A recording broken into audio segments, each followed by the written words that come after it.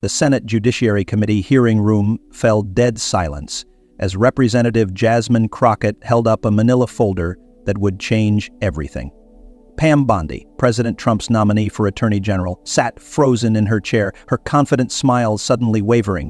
What happened in the next 30 seconds would send shockwaves through Washington and leave the entire Congress speechless. Ms. Bondi, Crockett's voice cut through the tension like a knife. Before you take an oath to serve American justice, shouldn't the American people know about your $3 million arrangement with Qatar? The room erupted. Senators on both sides of the aisle leaned forward.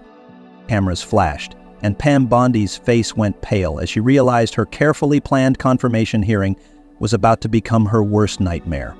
But before we dive into this explosive confrontation, hit that subscribe button and ring the notification bell, because what you're about to witness is the most shocking political exposure of 2025. This isn't just another confirmation hearing. This is the moment when a freshman congresswoman from Texas brought down one of Trump's most powerful allies with evidence nobody saw coming. To understand why this moment matters, you need to know who these two women are and why their clash represents something much bigger than just another political fight. Jasmine Crockett entered Congress in 2023 as a representative from Texas's 30th district. At just 42 years old, she quickly gained a reputation as someone who didn't play by Washington's unwritten rules.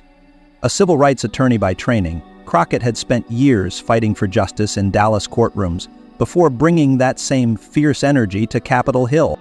She wasn't interested in making friends with the establishment. She was there to expose the truth, no matter how uncomfortable it made people. On the other side sat Pam Bondi, a woman who seemed to have it all figured out.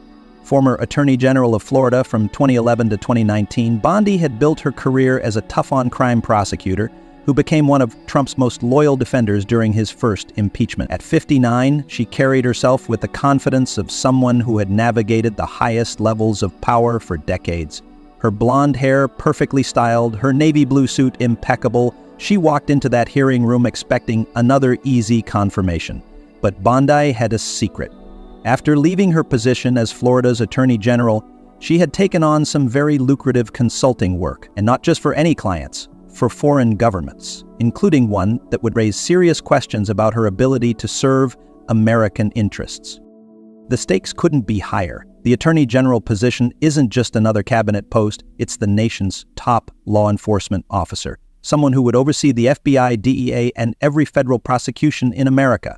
If Bondi had financial ties to foreign governments, it would represent a massive conflict of interest that could compromise American justice at its highest level. The hearing had started routinely enough. Republican senators lobbed softball questions about Bondi's experience and her commitment to law and order. Democrats pressed her on her loyalty to Trump and her views on presidential power. It was all going according to script until Jasmine Crockett was given her 5 minutes to question the nominee. What made this confrontation even more significant was the timing. Trump had just returned to office, and his administration was pushing to quickly confirm all his nominees before any opposition could organize. The Republican majority in the Senate seemed ready to rubber stamp Bondi's confirmation. Most political observers considered it a done deal, but Crockett had spent weeks doing something nobody expected, actually investigating Bondi's background. While other members of Congress were giving speeches and posting on social media, Crockett and her small team were digging through financial disclosures, foreign agent registration documents, and corporate filings. They were looking for something, anything, that might reveal who Pam Bondi really worked for. And 3 days before the hearing, they found it. The tension in the hearing room was already thick when Crockett began her questioning. She didn't start with pleasantries or congratulations like the other senators. She went straight for the jugular.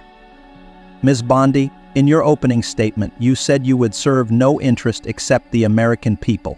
Is that correct? Crockett's voice was calm, almost conversational, but everyone could sense the trap being sought. Bondi straightened in her chair, her years of courtroom experience kicking in. That's absolutely correct, Representative Crockett. My only allegiance is to the Constitution and the American people. No foreign interests? None whatsoever. Crockett nodded slowly, then opened the manila folder in front of her. The sound of papers rustling seemed to echo through the silent chamber. Then perhaps you can explain this document to the committee." She held up a single page and cameras throughout the room zoomed in, trying to capture what was written on it. Bondi's attorney, sitting behind her, leaned forward and whispered urgently in her ear. "I'm not sure what document you're referring to," Bondi said, but her voice had lost some of its earlier confidence. "This is a filing from the Foreign Agent Registration Act database, Ms. Bondi. It shows that Ballard Partners, the lobbying firm where you've been working, received $2 million from the government of Qatar in 2023 and 2024, and according to their disclosure, you were listed as one of the primary consultants on this account." The room erupted in whispers. Several Democratic senators began frantically flipping through their own papers, looking for this information. Republican senators looked uncomfortable, some pulling out their phones to text their staff for guidance. Committee Chairman Senator John Kennedy of Louisiana banged his gavel. "Order! We will have order in this hearing." But Crockett wasn't done. She pulled out another document. "This is an email, Ms. Bondi, obtained through a Freedom of Information Act request. It's from you to Qatar's Ministry of Foreign Affairs, dated June 15th, 2024. Would you like me to read it to the committee?" Bondi's face had gone from pale to flushed. "Representative Crockett, I'd like to see that document before—" "I'll read it," Crockett interrupted. Quote, "Dear Minister Al-Thani, following our successful meeting in Doha, I want to confirm our arrangement regarding the ongoing consultation services. As discussed, I will continue to provide strategic advice on U.S. regulatory matters and help navigate your government's interests in Washington. The monthly retainer of $275,000, 0 cents, will be processed through Ballard Partners as agreed." End quote. The silence that followed was deafening. Even the reporters, usually typing frantically on their laptops, had stopped to stare at the scene unfolding before them. Senator Ted Cruz, one of Bondi's strongest supporters, tried to intervene. "Representative Crockett, these are serious allegations. Are you certain about the authenticity of these documents?" Crockett turned her sharp gaze to Cruz. "Senator, I have 17 more documents here, including bank records, meeting logs, and text messages. Would you like me to read those as well?" Cruz sat back in his chair, suddenly finding his notes very interesting. Bondi tried to regain control. "Representative, my work with Ballard Partners was completely legal and properly disclosed. Many former government officials do consulting work for foreign governments." Crockett shot back, "Specifically for Qatar, a nation with documented ties to terrorist financing, a country that has been accused of undermining American interests in the Middle East." The questioning from Crockett was relentless, methodical, and devastatingly effective. She had clearly done her homework, and every answer Bondi gave seemed to dig her deeper into a hole. "Ms. Bondi, did you not tell this very committee in your written testimony that you had no financial relationships that could pose a conflict of interest?" "I interpreted that to mean—" "It's a yes or no question, Ms. Bondi." "I believed my consulting work was—" "So that's a yes?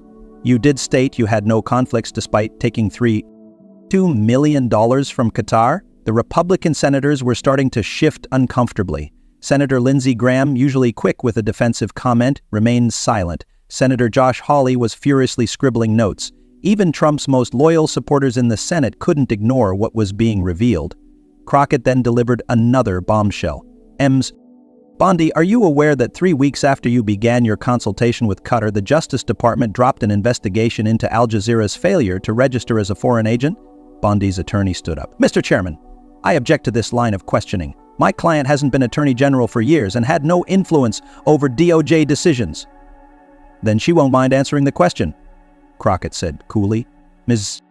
Bondi, did you or did you not have dinner with the then acting Attorney General on July 2nd, 2024, just 5 days before that investigation was dropped?" The hearing room was in chaos now.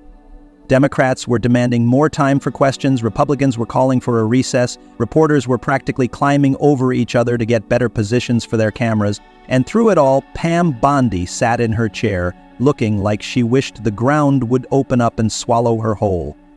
But the worst was yet to come. Crockett had saved her most damaging revelation for last. She pulled out a thick document, holding it up for everyone to see. "This is a contract, Ms. Bondi, a contract between you and Qatar's Sovereign Wealth Fund, dated just 6 weeks ago. It promises you an additional $5 million for future services to be determined. Were you planning to provide those services while serving as America's Attorney General? The room went completely silent. Even the committee chairman stopped banging his gavel. Every eye in the room was on Pam Bondi, waiting for her answer. Bondi opened her mouth, closed it, then opened it again. No words came out. Her attorney whispered urgently in her ear, but she waved him off. For the first time in her long career, Pam Bondi was completely speechless. The silence stretched on for what felt like minutes, but was probably only 10 or 15 seconds. Finally, Senator Kennedy cleared his throat. "Ms. Bondi, do you need a moment to consult with your counsel?" But before Bondi could answer, Crockett spoke again. "Mr. Chairman, I have one more document I'd like to enter into the record." She pulled out a single sheet of paper. "This is a wire transfer record showing that just yesterday, yes, yesterday, Qatar's sovereign wealth fund transferred $500,000, 0 cents, to an account in the Cayman Islands, an account that, according to these banking records, is controlled by a shell company called Peninsula Consulting, LLC. And would you like to guess who the sole owner of Peninsula Consulting is?" She didn't wait for an answer. "It's Pam Bondi." The explosion that followed Crockett's final revelation was unlike anything the Senate Judiciary Committee had seen in decades. Democratic Senator Sheldon Whitehouse jumped to his feet. "Mr. Chairman, I move for an immediate postponement of this confirmation hearing pending a full investigation." Republican senators were frantically huddling together, trying to figure out how to respond. Some looked genuinely shocked by the revelations. Others looked angry, though it wasn't clear if they were angry at Bondi for hiding this information or at Crockett for revealing it. Bondi's attorney tried one last desperate move. "These allegations are taken completely out of context. My client's work was entirely legal, and legal isn't the same as ethical," Crockett interrupted. "And it certainly isn't the same as qualified to be America's top law enforcement officer." She turned back to Bondi, who still hadn't spoken since the Cayman Islands revelation. "Mrs. Bondi, the American people deserve an attorney general whose only loyalty is to them, not to Qatar, not to the highest bidder. Can you honestly sit there and tell us that taking millions from a foreign government won't influence your decisions as attorney general?" Bondi finally found her voice, though it was shaky and uncertain.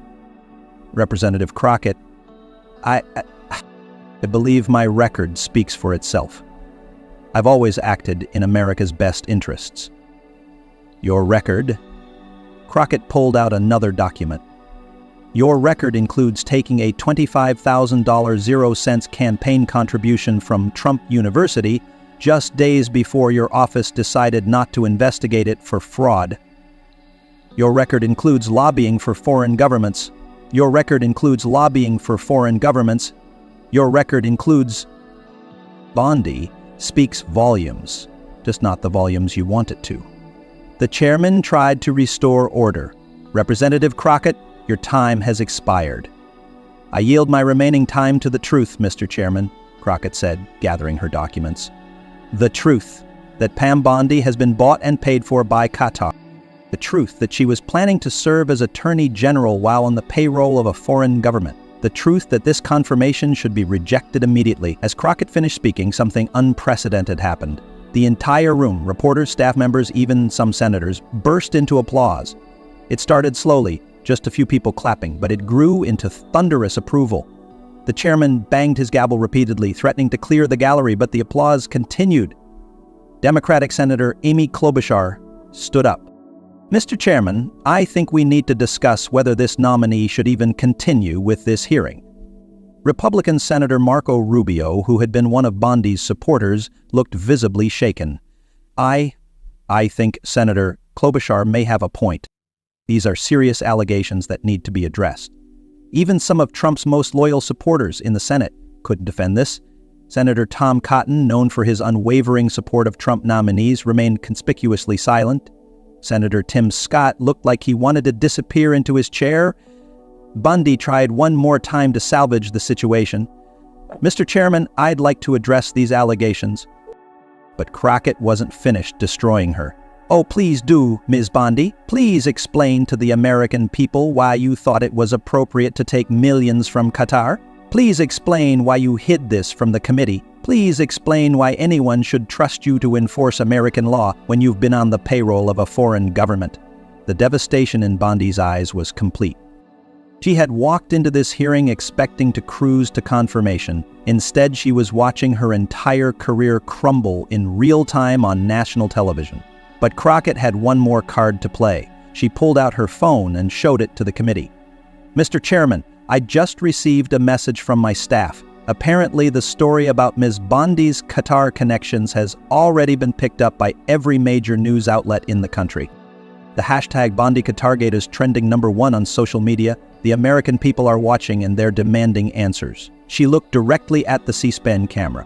"To everyone watching at home, this is what happens when we actually do our job, when we investigate, when we ask tough questions, when we refuse to rubber stamp nominees just because they're friends with powerful people." The triumph was complete. Crockett had taken down one of Trump's most important nominees with nothing but facts, documents, and relentless questioning. She had done what dozens of senators and hundreds of journalists had failed to do: expose the truth about Pam Bondi. Senator Kennedy, looking defeated, banged his gavel one more time. "This committee will take a 30-minute recess to evaluate how to proceed." As senators began filing out of the room, the scene was chaos. Reporters surrounded Crockett, shouting questions. "Representative Crockett, how did you find these documents? Will you call for a criminal investigation? Do you think Bondi will withdraw her nomination?" Crockett remained calm and composed as she made her way through the crowd. The American people deserve an attorney general who works for them, not for Qatar. That's all I have to say right now. Meanwhile, Bondi was hustled out of a side door by her team, avoiding the press entirely. Her face was ashen, her perfect composure completely shattered. She knew her nomination was dead. More than that, she knew her reputation was destroyed. In the hallway outside the hearing room, Republican senators were in crisis mode. Senator John Cornyn was on the phone with the White House. "You need to pull this nomination now before this gets worse." Senator Mitch McConnell, the elder statesman of the Republican Party, looked grimmer than anyone had seen him in years. When asked by a reporter for comment, he simply said, "No comment," and walked away quickly. Democrats, meanwhile, were jubilant, but trying not to show it too much. Senator Elizabeth Warren told reporters, "This is why we need thorough vetting of all nominees." Representative Crockett did the work that should have been done months ago. Senator Bernie Sanders was less diplomatic. "This is corruption, plain and simple. Pam Bondi was trying to become Attorney General while being paid by Qatar. She should not only withdraw her nomination, she should be investigated for potential criminal violations." Back in the hearing room, which was slowly emptying out, one image stood out. Crockett's manila folder, still sitting on the desk, contained even more documents she hadn't gotten to reveal. Later, her staff would confirm that she had evidence of Bondi's connections not just to Qatar, but to Saudi Arabia and the United Arab Emirates as well. She had been prepared to expose it all if necessary, but it hadn't been necessary. The Qatar revelations alone had been enough to destroy Bondi's nomination and possibly her entire career. As the recess stretched on, it became clear that the hearing would not resume that day, or possibly ever. Sources close to the White House began leaking that Trump was furious, not at Crockett for exposing the information, but at Bondi for not disclosing it to his team. He felt betrayed and embarrassed. One Republican senator, speaking on condition of anonymity, told reporters, "This is a disaster. We looked like fools in there. How did nobody catch this? How did a freshman congresswoman find what our entire vetting team missed?" The answer was simple. Crockett had done the work. While others were playing politics, she was playing detective, and she had won. Within hours of the hearing's dramatic recess, the political landscape in Washington had completely shifted. The first domino to fall was Pam Bondi herself. At 6:47 p.m. Eastern Time, just 4 hours after Crockett's devastating questioning, a brief statement was released from Bondi's attorney. "After careful consideration and consultation with my family, I have decided to withdraw my name from consideration for Attorney General. I want to thank President Trump for the honor of being nominated and wish his administration success. I will not be making any further comments at this time." It was a standard withdrawal statement, but everyone knew the truth. Bondi hadn't withdrawn voluntarily. She had been forced out by the sheer weight of the evidence Crockett had presented. The president's response came an hour later via social media. Pam Bondi has withdrawn from AG consideration to pursue other opportunities. I thank her for her service and wish her well. We will announce a new nominee soon, someone who will be thoroughly vetted and America first. The fact that Trump used the phrase thoroughly vetted was seen by many as a direct shot at his own team for failing to discover Bondi's Qatar connections. Reports began emerging of a furious scene in the Oval Office, with Trump demanding to know how his vetting team had missed something so obvious. But the political earthquake was just beginning. By the next morning, 3 major developments had occurred. First, the House Oversight Committee announced it would be launching a full investigation into foreign influence in American politics, with a specific focus on former government officials working for Middle Eastern governments. Committee Chairman James Comer, a Republican, had no choice but to support the investigation after the public outcry. The American people deserve to know who else might be compromised, Comer said at a hastily arranged press conference. If Pam Bondi was taking money from Qatar, who else is on foreign payrolls? Second, the Justice Department's Inspector General announced a review of all cases involving Qatar from the past 5 years, specifically looking for any evidence that investigations had been influenced or dropped due to political pressure. This was particularly significant because it suggested that Bondi's influence might have extended beyond just her consulting work. Third, and perhaps most importantly, Jasmine Crockett had become an overnight sensation. Her Twitter following grew by 2 million in 48 hours. Cable news shows were fighting to book her for interviews. She was trending worldwide, with people calling her the Dragon Slayer and the Truth Warrior. But Crockett handled her sudden fame with the same cool composure she had shown in the hearing room. In her first interview after the hearing with CNN's Anderson Cooper, she remained focused on the issues, not the personalities. "This isn't about me versus Pam Bondi," she told Cooper. "This is about ensuring that the people who serve in our government are actually serving the American people, not foreign interests. I just did my job. I asked questions that should have been asked months ago." Cooper pressed her on how she had found the information when so many others had missed it. Crockett's answer was revealing. "My team and I spent 3 weeks going through every public document we could find. Foreign agent registrations, financial disclosures, corporate filings, social media posts. It's all out there if you're willing to look. The problem is that too many people in Washington are more interested in maintaining relationships than finding the truth." The interview went viral, with particularly high engagement on the clip where Crockett said, "I'm not here to make friends with powerful people. I'm here to represent the people of Texas who sent me to Washington to fight for them." Meanwhile, the fallout for Bondi continued to worsen. The Florida bar announced it was reviewing whether her failure to disclose foreign payments violated ethical rules for attorneys. Several organizations where she served on boards quietly removed her name from their websites. Speaking engagements were canceled. In the span of 72 hours, she had gone from potential attorney general to political pariah. But the investigation didn't stop with Bondi. Inspired by Crockett's success, journalists and other members of Congress began digging into the foreign connections of other Trump nominees and advisors. Within a week, 2 more nominees had withdrawn their names from consideration after questionable foreign ties were revealed. The Qatar government, for its part, released a statement claiming that all of their arrangements with American consultants were legal and proper, but the damage was done. Several major lobbying firms announced they would no longer represent foreign governments, fearful of the scrutiny that might follow. On Capitol Hill, the atmosphere had fundamentally changed. The easy confirmation process that Trump had expected for his nominees was over. Every hearing now featured tough questions about foreign influence, financial arrangements, and potential conflicts of interest. Senators who had previously rubber-stamped nominees were now asking detailed questions, afraid of being embarrassed like they had been during the Bondi hearing. Republican Senator John Kennedy, who had chaired the disastrous Bondi hearing, admitted to reporters, "We got caught flat-footed. Representative Crockett did the work we should have done.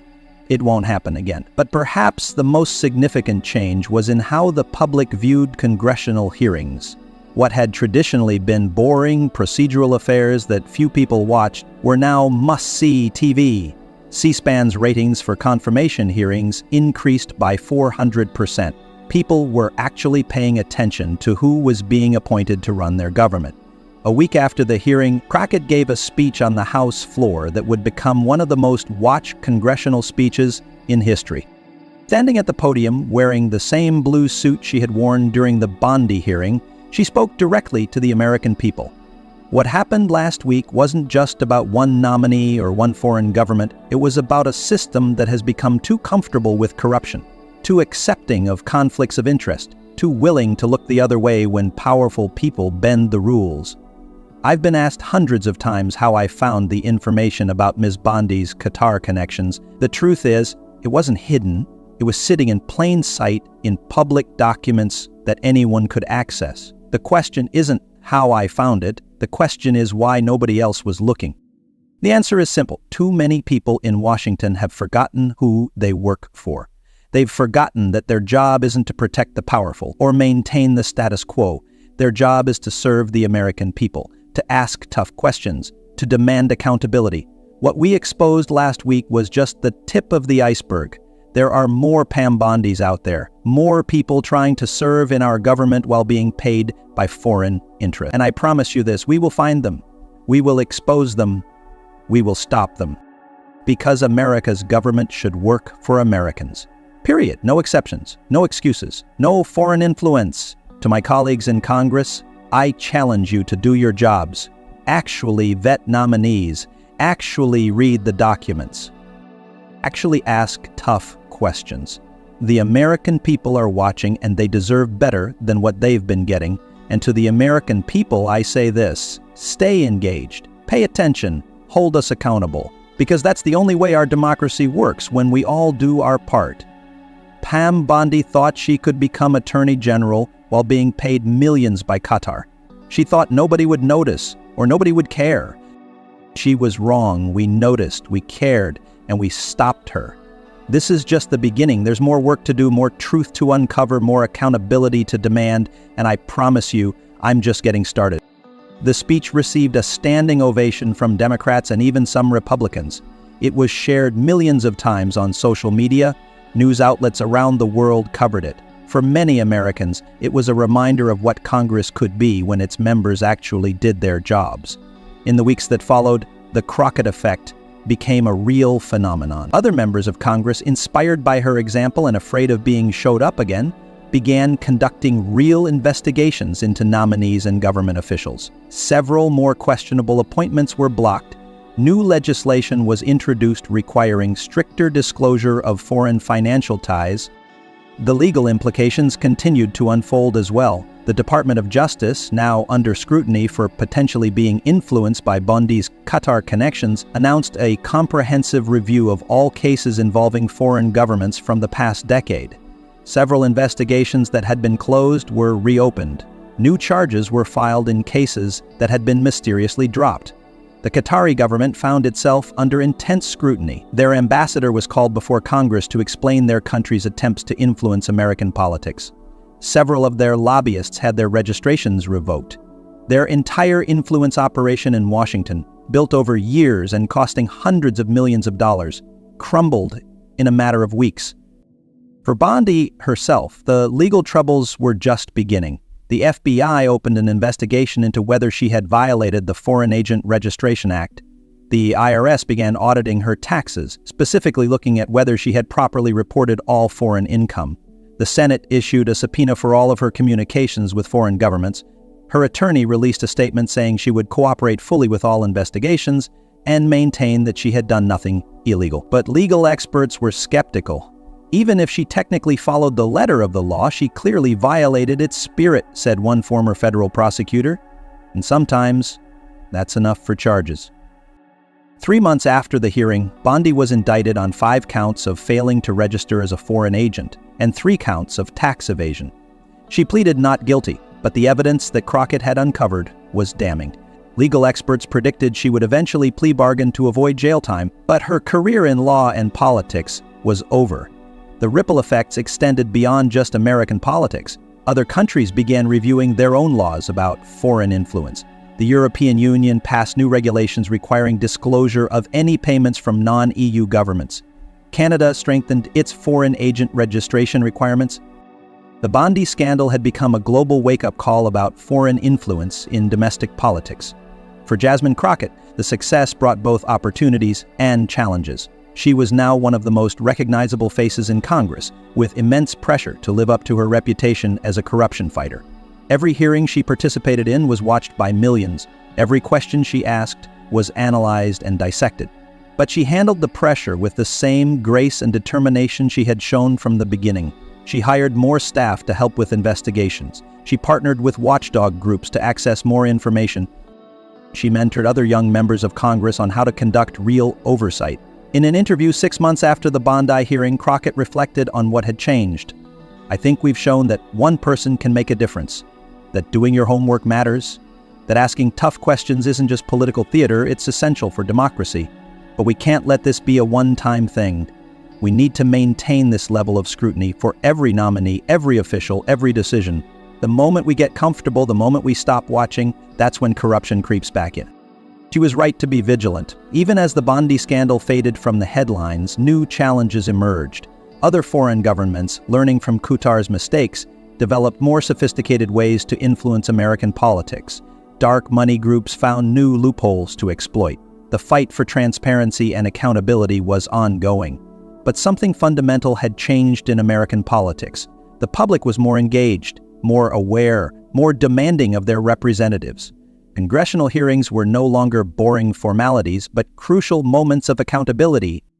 The media was more aggressive in investigating foreign influence. The academic community took notice as well. Political science professors began using the Bondi hearing as a case study in effective congressional oversight. Law schools analyzed Crockett's questioning techniques. Schools of journalism studied how the story broke and spread. A Harvard study published 8 months after the hearing found that public trust in Congress had actually increased for the first time in over a decade. The reason, according to the study's authors, was simple. The Crockett-Bondi hearing showed Americans that Congress could still function as intended, as a check on corruption and a defender of the public interest. International relations experts noted that the scandal had significantly damaged Qatar's reputation and influence in Washington. They spent hundreds of millions of dollars over many years building influence, and it was all destroyed in one afternoon, said one Middle East expert. It's a cautionary tale for any country trying to buy influence in American politics. The long-term political implications were still being debated. Some argued that the scandal had permanently weakened Trump's administration by making it harder to confirm nominees and by creating distrust between the White House and Congress. Others said it had actually strengthened American democracy by demonstrating that the system of checks and balances still worked. What was undeniable was that Jasmine Crockett had changed American politics. Her thorough preparation, fearless questioning, and commitment to truth had exposed one of the biggest influence-peddling scandals in recent history. She had shown that a single determined individual could still make a difference, even against powerful, well-connected opponents. As the one-year anniversary of the hearing approached, Crockett was asked what advice she would give to young people interested in public service. Her answer was characteristically direct. Do the work. Read the documents. Ask the questions that need to be asked, even if they make powerful people uncomfortable. Don't be intimidated by titles or reputations. Remember who you're there to serve, not the powerful, not the connected, not the wealthy, but the people. And never, ever assume that someone else is doing the oversight. As we learned with Pam Bondi, sometimes everyone assumes someone else is watching and no one actually is. Be the one who watches. Be the one who asks questions. Be the one who demands accountability. The Bondi Qatar scandal had become more than just a political controversy. It had become a reminder of why vigilance matters in democracy, why transparency is essential, and why even the most powerful people need to be held accountable. For Pam Bondi, it was the end of a long and successful career in law and politics. Her name would forever be associated with foreign influence and corruption. She had gone from potential attorney general to cautionary tale in the span of a single afternoon. For Qatar, it was a diplomatic disaster that would take years to recover from. Their influence operations in Washington were exposed and dismantled. Their reputation was damaged. Their access to American policymakers was severely limited. For the Trump administration, it was a major setback that forced them to be more careful with future nominees. The easy confirmation process they had expected was gone, replaced by intense scrutiny and tough questions.